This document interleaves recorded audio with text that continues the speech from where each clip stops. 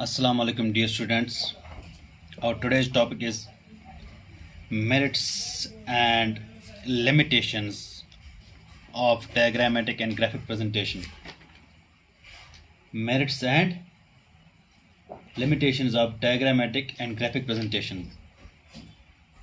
First we will discuss merits of diagrammatic and graphic presentation. See, the notable merits of diagrammatic and graphic presentation are: number one, simple and understandable information. See, even the most complex statistical information is made simple and understandable with the help of diagrams and graphs. One can understand the features of data merely by having a look at the picture. Number two is lasting impact. See, diagrammatic or graphic presentation leaves a lasting impact on the reader's mind. Diagrammatic or graphic presentation leaves a lasting impact on the reader's mind. Information is not easily forgotten.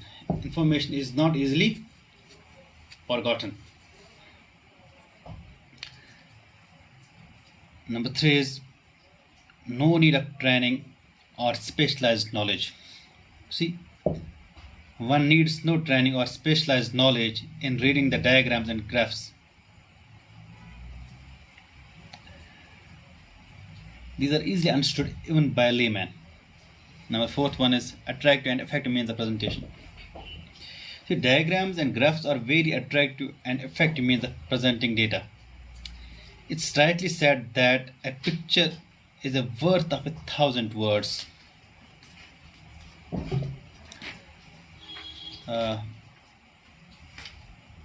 Fifth one is a quick comparative glance. See, diagrams or graphs facilitate a comparative glance at the data. Thus, data on investment in private and public sectors, when presented in the form of, say, bar diagrams, can be easily compared. One can easily note the broad differences between the two. Number six is informative and entertaining.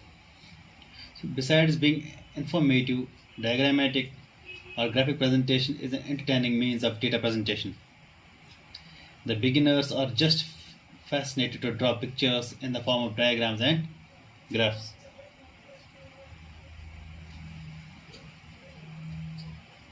Number seventh is location of average.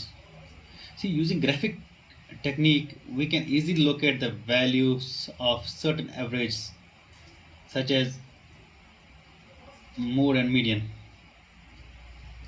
And the eighth one is study of correlation. Graphic presentation of data corresponding to different variables helps identify correlation between the variables. For example, if time series data on income and expenditure are plotted on the same graph, one is very likely to observe a very high degree of positive correlation between the two variables. Higher level of income is very likely to be associated with higher level of consumption and vice versa. So these are the merits of diagrammatic and graphic presentation.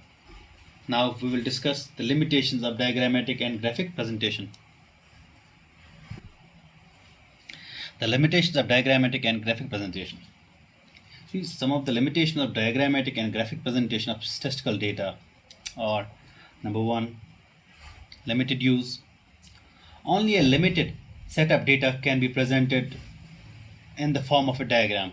In fact, diagrams and graphs are generally used only when comparisons are involved or when time series data are to be presented.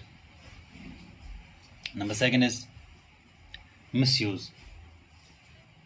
Diagrams may be misused for false projections of the statistical facts, especially in case of advertisements. Third one is only preliminary conclusions. See, it may not be always easy to arrive at final conclusions after seeing the diagrams.